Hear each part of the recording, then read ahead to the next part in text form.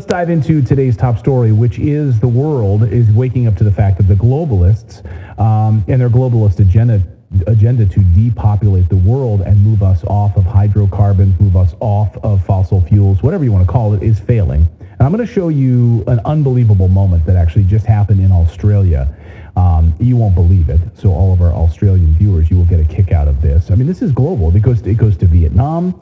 It goes to Canada. It goes all around the world. In Vietnam this afternoon, gas stations starting to close because of gas shortages there.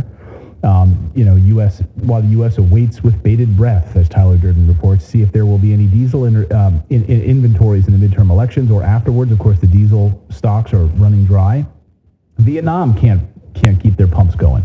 Meanwhile, China sees the writing on the wall, has massively increased its oil imports from Russia as they ready preparations for reopening. So China is taking the necessary precautions. I spoke to a journalist today in Serbia that says they're going to be okay this winter because they've made they've got their gas agreements made with Russia, so they're able to get their cheap gas. And sure, but they got their hand slapped from the West for doing that. Olaf Scholz is happy to put them in the corner to think about what they've done, but in the meantime, they will at least be able to survive. Yeah, they won't be freezing. The U.S., meanwhile, the Biden administration is on damage control this evening because their demented leader keeps telling the truth in public. He's telling the truth about this man-made energy crisis.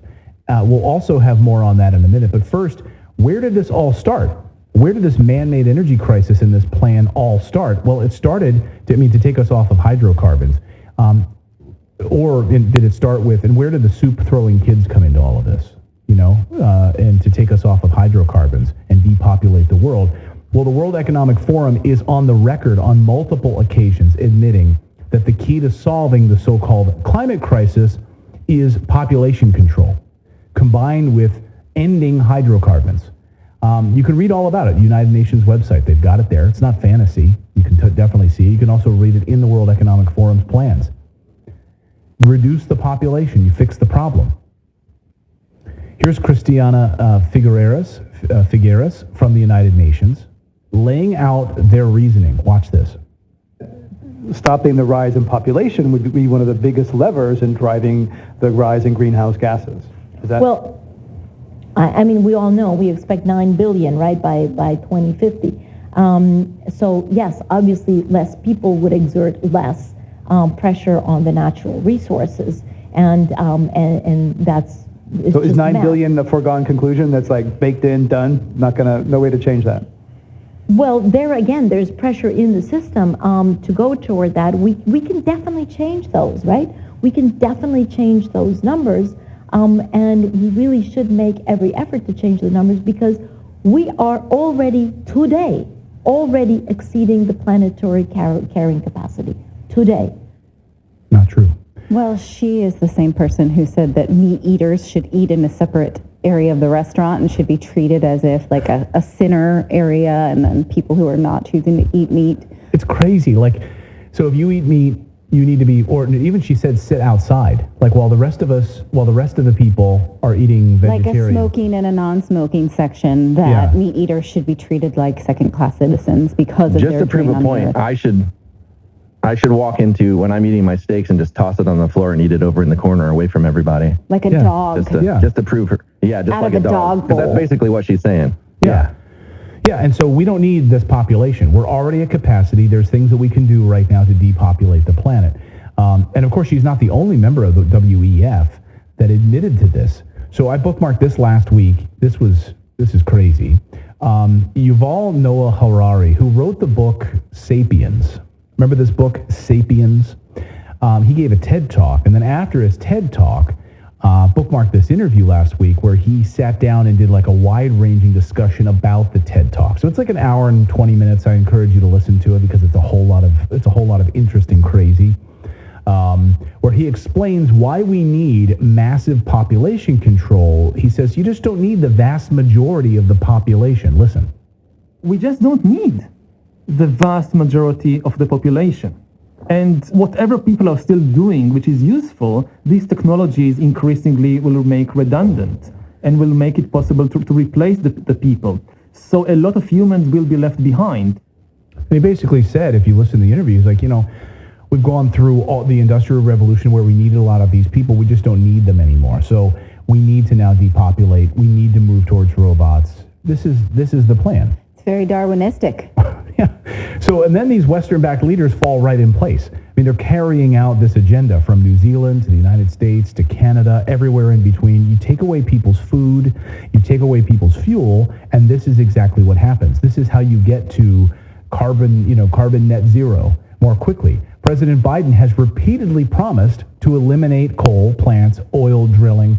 Here is Biden from the past. Here is in 2020 telling everyone how he and Obama destroyed coal plants. Watch.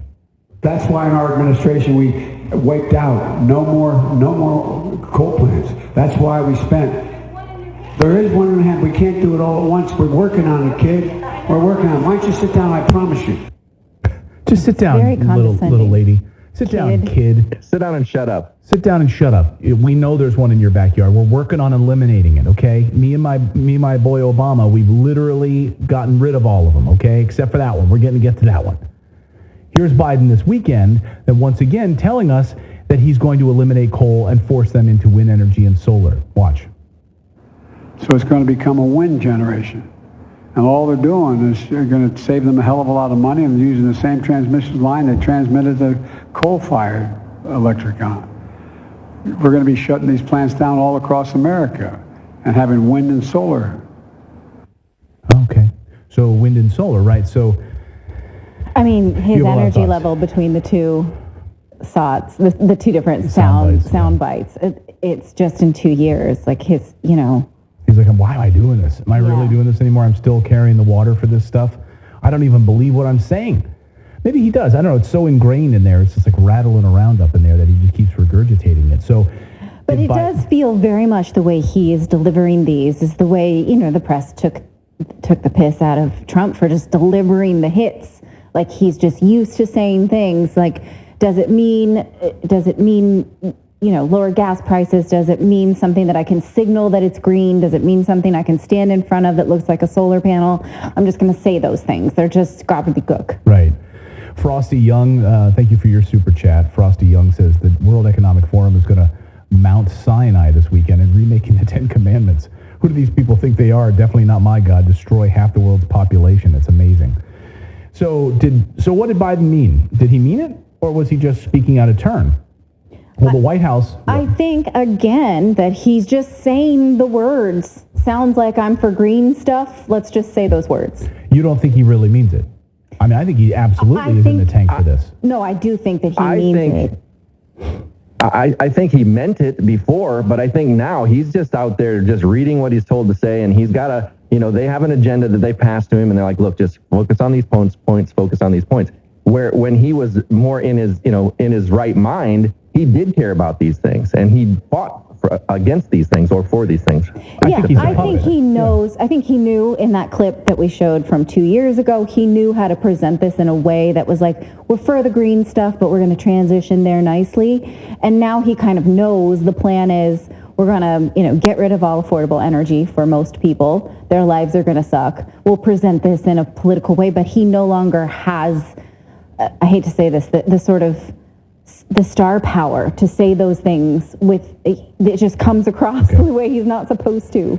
So did he mean it or not? Let us know in the chat what you think. Did he mean it or not? I think he's programmed. He knows he's been harping on this stuff for years. He worked with Obama on this, and I think it's just rattling around up there, and he just regurgitates this. The White House, though, is now backtracking on this, and they're in damage control. And frankly, this is just absolutely embarrassing to watch them have to walk this back. Watch. So we just wanted to be very clear on that, which is why we put out a statement. It seemed like there was some confusion on that, and so,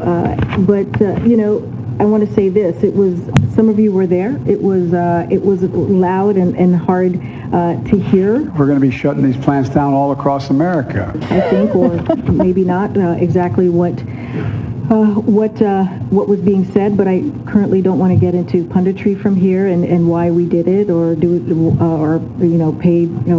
did it on TV. But I spoke to this over the weekend. The president's words, we believe, were twisted.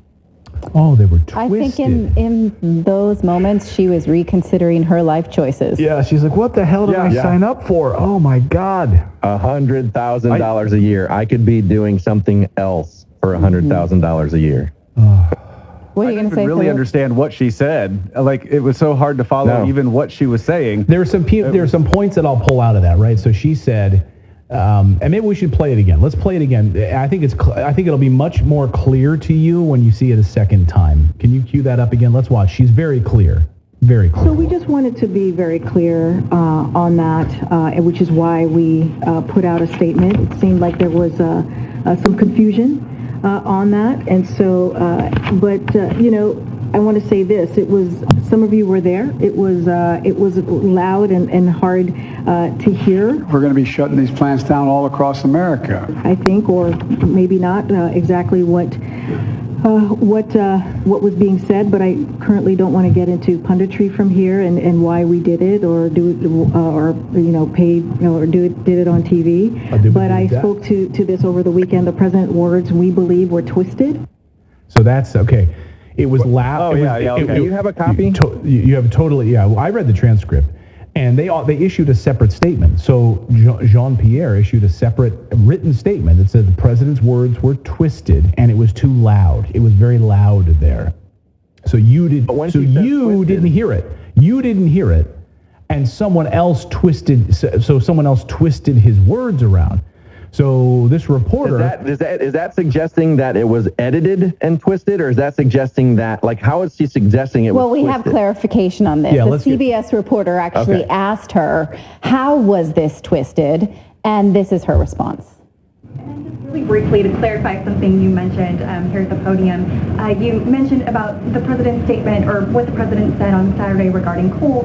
You mentioned a couple times or repeated a couple times today that those words were twisted. So who twisted them? Did Manchin twist them? Did someone else twist them? It's how it was reported out was being twisted. So if you, and I want to be really clear because this is important, if you read the full transcript, the president was very clear commenting on a fact of economics and technology, as it has been from its earliest days as an energy superpower. America is once again in the midst of an energy transition, and the president is determined to make sure that this transition helps all Americans, and he's been very clear about that.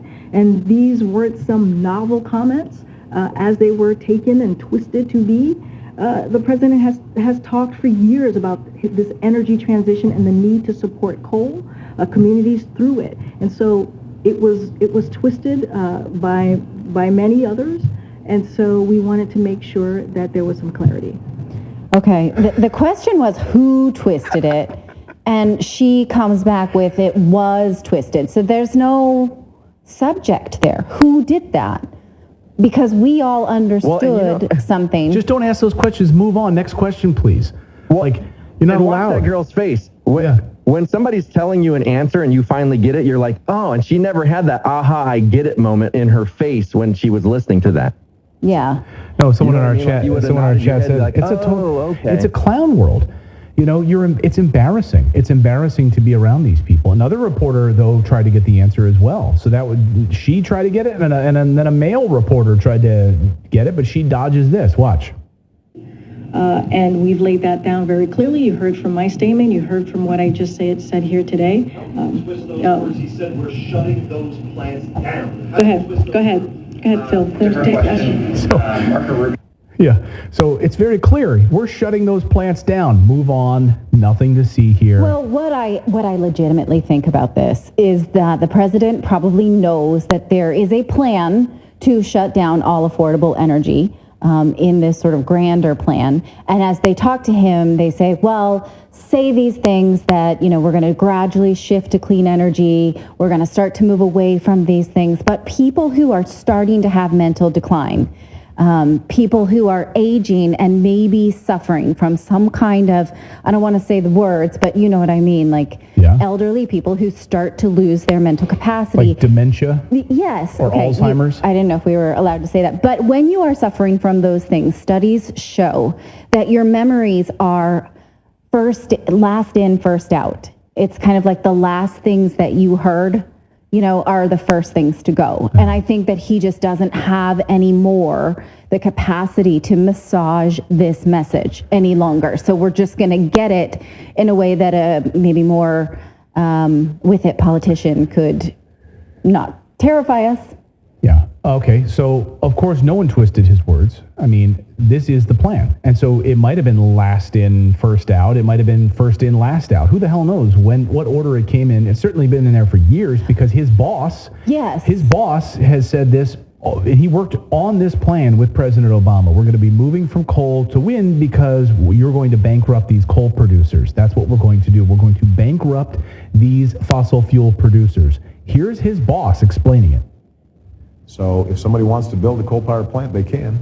It's just that it will bankrupt them because they're going to be charged a huge sum for all that greenhouse gas that's being emitted. Oh, okay. So you can try to build one, but you're going to be run out of business because we're going to regulate the crap out of you, so you won't be able to do it. His whole team is on board with this. Biden's climate czar, John Kerry, just flew in his private jet to the COP conference and said the same thing as Biden just did. By 2030 in the United States, we will not have coal plants.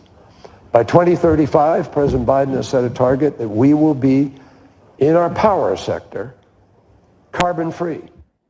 Oh, carbon-free.